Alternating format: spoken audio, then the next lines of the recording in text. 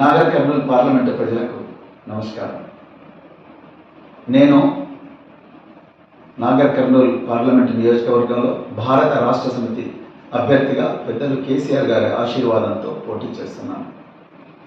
తెలంగాణ తొలి ముఖ్యమంత్రి, భారత రాష్ట్ర సమితి అధినేత పెద్దలు గౌరవనీయులు శ్రీ కేసీఆర్ గారు రేపు సాయంత్రం 5 గంటలకు నాగర్ కర్నూలు పట్టణంలో జరగబోతున్న రోడ్ షోలో వేలాది మంది ప్రజల సమక్షంలో నన్ను ఆశీర్వదించనున్నారు.